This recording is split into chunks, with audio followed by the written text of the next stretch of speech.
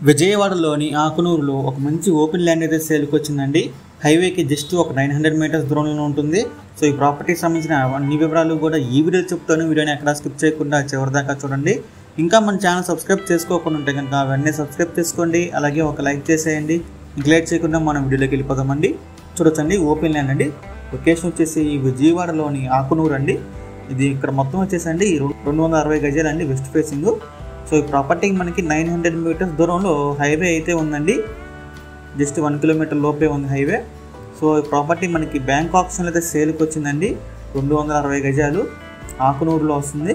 So ఇంక దీని price విషయానికి వస్తే 29.5 lakhs అండి, 29,50,000 అండి.